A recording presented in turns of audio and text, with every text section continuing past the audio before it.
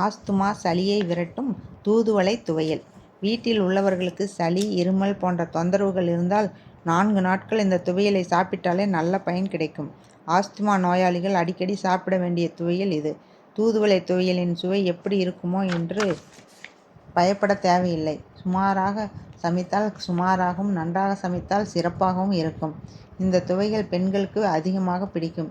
இதுவரை இதை சாப்பிடாதவர்கள் சாப்பிட்டுத்தான் பாருங்களேன். தேவையான பொருட்கள்: தூதுவளை இலை 200 கிராம், புளி எலுமிச்சை பழ அளவு, கடலைப்பருப்பு 4 ஸ்பூன், தக்காளி 1, தேங்காய் துருவல் 1/4 கப், காய்ந்த மிளகாய் 4, நெய் 2 ஸ்பூன், கடுகு, பெருங்காயம் சிறிதளவு, கொத்தமல்லி சிறிதளவு, தேவைக்கு ஏற்ப உப்பு. செய்முறை: வாணலியில் சிறிதளவு நெய்யை ஊற்றி காய்ந்ததும் பெருங்காயம் போட்டு பொரிந்ததும் மிளகாய் கிள்ளி போட்டு கடலைப்பருப்பை சேர்த்து சிவக்க வறுக்கவும். பிறகு தக்காளியை நறுக்கி போட்டு அதனுடன் தூதுவளை இலையை சேர்த்து வதக்கவும். இதனுடன் புளியையும் சேர்த்து சூடுபடுத்தவும். பிறகு அடுப்பில் இருந்து இறக்கி ஆற விடவும். சூடு குறைந்ததும் எல்லாவற்றையும் மிக்சியில் போட்டு லேசாக நீர் தெளித்து கெட்டியாக அரைக்கவும்.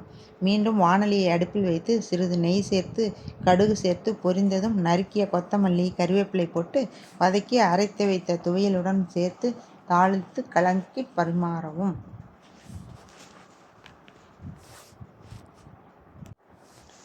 எலும்பை வலிமையாக்கும் தும்பை பொடி. பெருநகரங்களில் வசிப்பவர்கள் தும்பைப்பூவை பார்த்திருப்பார்களா என்பது சந்தேகம்தான். ஒரு காலத்தில் சிறந்த வெண்மைக்கு உதாரணமாக சொல்லப்பட்டது இந்த தும்பைப்பூ. அந்த அளவுக்கு வெள்ளை வெளையர் என்று குட்டி குட்டியாக பூத்து குலுங்கும். இந்த தும்பைப்பூ உடல் சூட்டை குறைக்கும் என்று இன்றளவும் நம்பப்படுகிறது. உடலை வலிமையாக்கவும், எலும்புகளின் வலிமையையும் பாதுகாக்கும். குடல் புண் வராமல் தடுக்கும். தேவையான பொருட்கள்: தும்பைப்பூ 1 கப், உளுந்து 25 கிராம், கடலைப்பருப்பு 25 கிராம், கொத்தமல்லி 1 கட்டு, எலுமிச்சம்பழம் 2, காய்ந்த மிளகாய் 6, சீரகம் 1 டீஸ்பூன், மிளகு சிறிதளவு, நெய் தேவையான அளவு, உப்பு தேவையான அளவு. செய்முறை: தும்பைப்பூ பொடியை நினைத்தவுடனே செய்துவிட முடியாது. குறைந்த 1 வார காலம் ஆகும். கிராமத்து பகுதிகளில் திறந்த வெளியில் தானாக வளர்ந்து கிடக்கும் தும்பை செடியிலிருந்து தும்பை மலர்களை 1 கப் அளவு பறித்து வர வேண்டும். வீட்டுக்குள் கால் படாத இடத்தில் துணியை விரித்து அதில் தும்பைப்பூவை பரப்பி உலரவிட வேண்டும். பக்கத்திலேயே மற்றொரு துணியை விரித்து அதில் சுத்தம் செய்து கொத்தமல்லி தழையை பரப்பி உலரவிட வேண்டும். 1 வார காலம் உலர்ந்த பிறகு காய்ந்த சருகு போல இவை மாறிவிடும். பிறகு இவற்றை பொடி செய்ய பயன்படுத்தி கொள்ளலாம். செய்முறை: சருகாக உலர்ந்த கொத்தமல்லி, தும்பைப்பூ இரண்டையும் ஒன்றாக சேர்த்து எடுத்து வாணலியில் சிறிது நெய் விட்டு லேசான சூட்டில் வறுத்து எடுத்து ஒரு தட்டில் வைத்து கொள்ள வேண்டும்.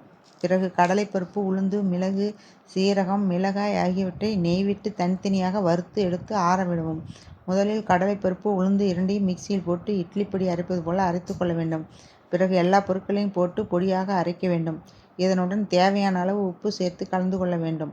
வாணலியில் போட்டு அதில் 2 எலுமிச்சம்பழத்தின் சாறு பிழிந்து கொட்டை நீக்கி சாற்றை சிறிது சிறிதாக பொடியில் விட்டு கிளறிக்கொண்டே சூடுபடுத்த வேண்டும். எலுமிச்சை சாறின் ஈரம் முற்றிலுமாக பொடியில் இருந்து நீங்கும் வரை லேசாக சூடுபடுத்தி கிளறிக்கொண்டே இருக்க வேண்டும். பிறகு ஆறவிட்டு காற்று புகாத பாட்டிலில் போட்டு பாதுகாப்பாக வைக்க வேண்டும். தேவைப்படும் போது பொடியை எடுத்து அதனுடன் சிறிது நெய் சேர்த்து குழைத்து இட்லி, தோசைக்கு தொட்டுக்கொண்டு சாப்பிடலாம். சாதத்துடன் கலந்தும் சாப்பிடலாம். நல்ல மணத்துடன் வித்தியாசமான சுவையுடன் இருக்கும். உடலையும் வலிமையாக பாதுகாக்கும்.